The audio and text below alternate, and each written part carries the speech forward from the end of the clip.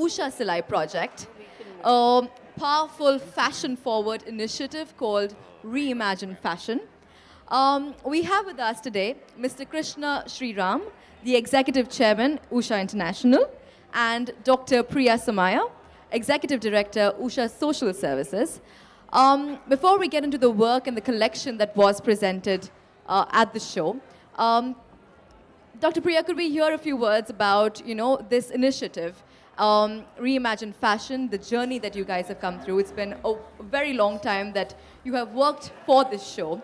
And tell us your journey with the designers, with Lakme Fashion Week, and your experience.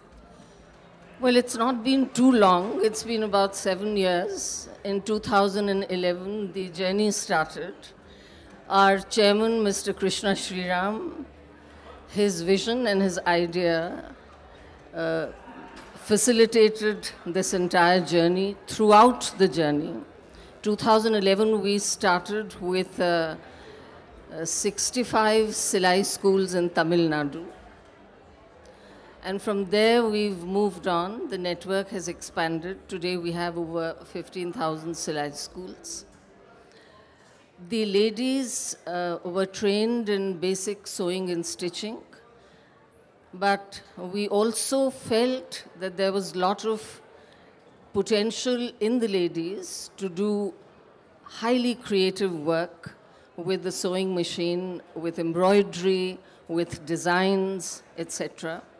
So Mr. Sriram encouraged us to get to designers, take the engaged designers, take the help of designers, their expertise, and approach the ladies. And from there, I think in 2015, this entire conceptualization of the moving towards fashion and Usha Silai label started. We partnered with IMGR, and we were fortunate to meet very creative, talented designers. And the ladies were highly motivated. They felt confident to acquire these new skills. So there was a period of assessment of potential, which we did on our 4 clusters, which were, as you know, Dholka, which is in Rajasthan, Dholka, which is in Gujarat, Kaladera, which is in Rajasthan, Pondicherry, and Bengal, which was near Calcutta. The ladies were trained there. There was a period of training of 15 days, 10 days, 20 days. And then, of course, the production of the collection started. So this, in short, has been the journey. 7 years now, and I'm delighted at the debut of the Usha Silai label. And I hope and pray that this will evolve, grow, and grow from strength to strength. And we'll be able to include more and more Silai school teachers in this entire endeavor. Thank you. Thank you, ma'am. We hope so too. Sayantan, tell us a little bit about the cluster that you worked with and the collection that you presented, The Girl from Pages of the Diary. I was working with the Bengal cluster, which is in South 24 Parganas. It's Dakshin Barasat. The cluster had a mix of different age girls and women. Few were very young and very enterprising.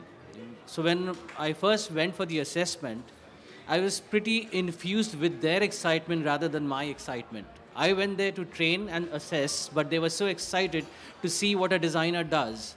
I guess that is what, kind of got me moving and inspired of their zeal to excel in their own field.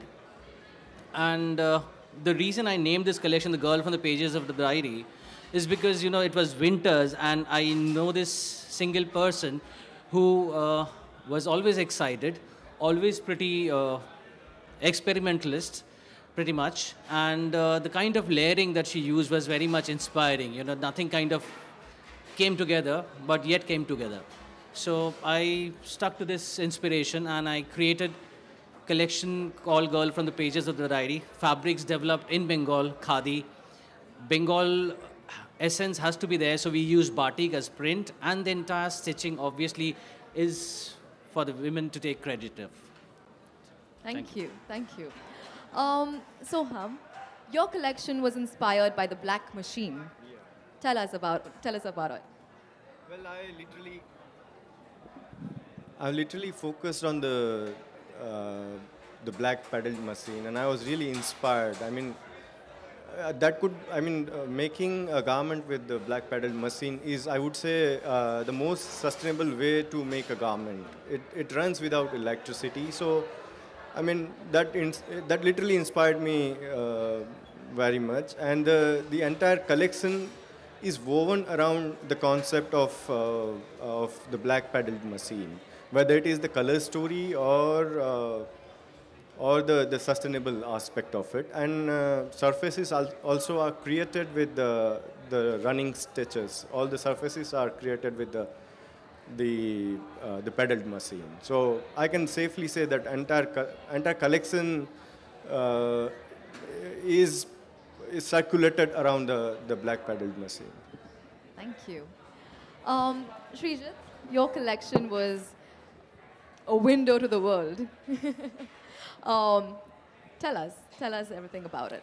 So when I first met the group of women who were all from villages around Pondicherry, and one of the first questions that we'd asked them was whether they had gone to any of the stores which retailed, high-end clothing, and Pondicherry being one of the markets for, to an extremely touristic, to an urban sort of clientele. And they said they hadn't visited any of the stores.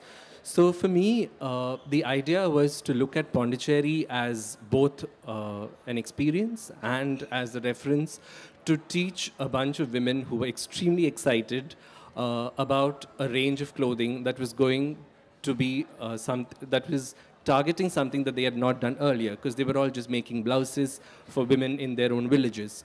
So I decided to call it Window to the World because Pondicherry as a place is known for a lot of different things. There's an extremely powerful Tamil culture. There's an equally powerful French colonial sort of feel. Plus, there's also the idea of the ashram and the philosophy around it. So it really is a window to the world, So I think that's what I put together in the collection, where we used references of the sea, of the windows, of the architecture, and of course a styling that was extremely simple, effortless, and sea.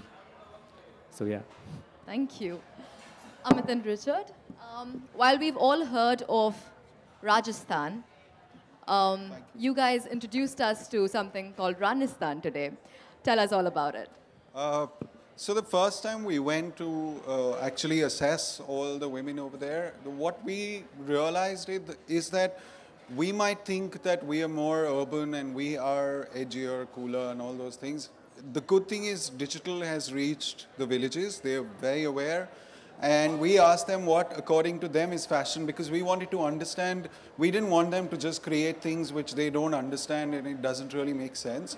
And they said whatever is a little different is what is fashion.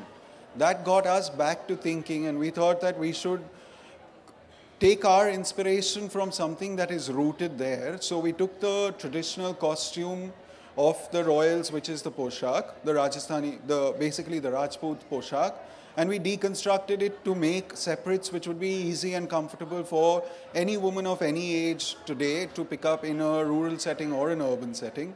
And that was the inspiration, and we decided that it's actually something about an empowerment move that we have been blessed to be a part of, and that's why it's going to be called the Rani's Sthan instead of just the Rajasthan. It's unfair to say Rajasthan.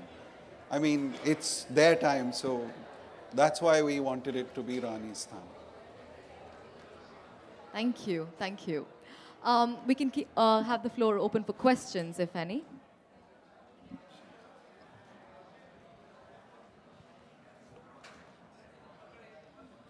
congratulations to the designers. Dr. Priya?